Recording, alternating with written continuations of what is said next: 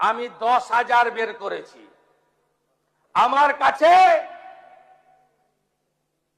12টা holding সেন্টারে আরো 1800 অপেক্ষা করছে। ডেলি ওপারে পাঠাচ্ছি। থাকবে না কেউ, নিশ্চিন্ত থাকুন, আপনারা থাকবেন।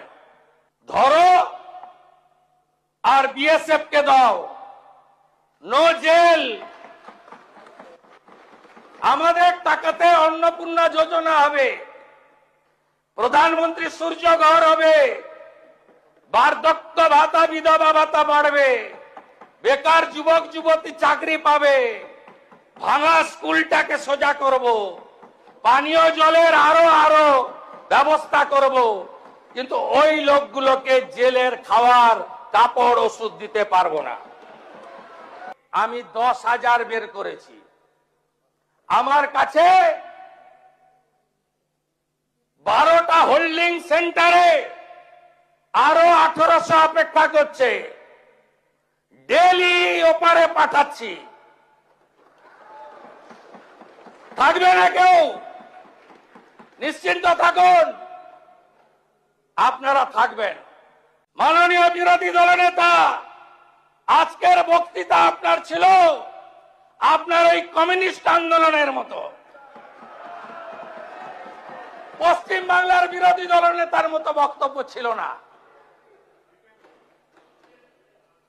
আপনার মস্তিষ্কে কার্ল মার্কস আর হৃদয়ে লেনিন অথবা মাও সেতুং কাজ করছিল।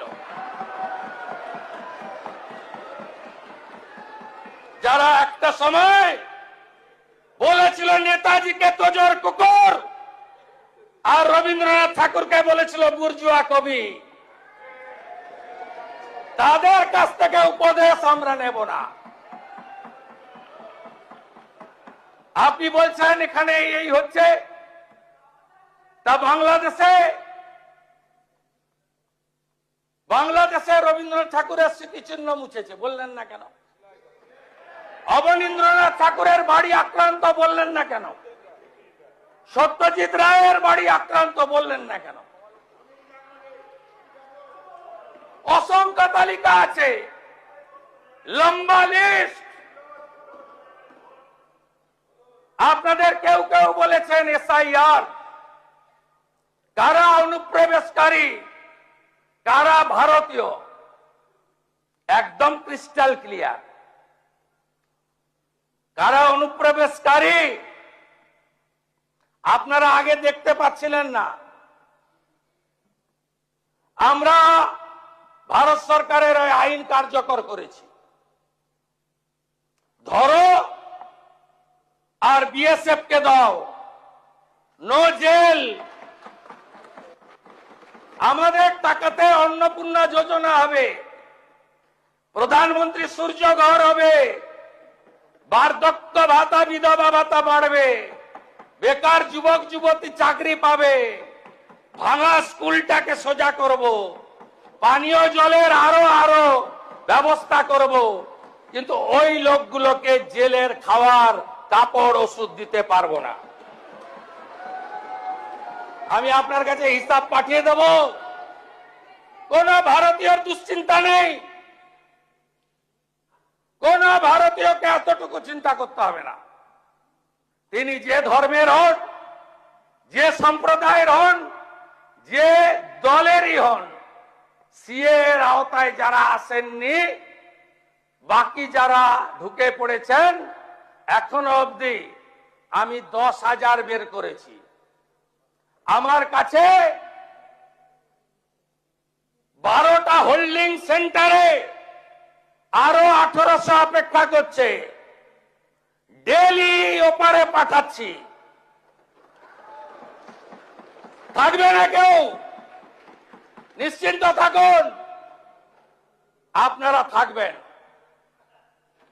আপনি যদি মনে প্রাণে ভারতীয় হন, আপনি যে ধর্ম মানুন,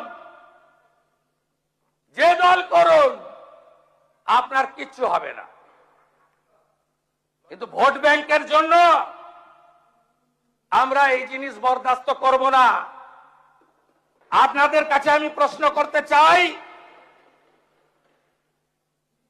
কেন বিএসএফ কে জমি দেননি? কেন জমি দেননি আপনি? কোথায় কোথায় বিএসএফ কে এইখান থেকে দাঁড়িয়ে আগের মুখ্যমন্ত্রী বিএসএফ কে কদর্য ভাষায় আক্রমণ করেছে, এখানে প্রস্তাব এনেছে বিএসএফ এর বিরুদ্ধে।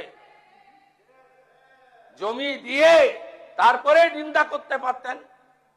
শুনে রাখুন, এখন অবধি 142.79 একর জমি দিয়েছি।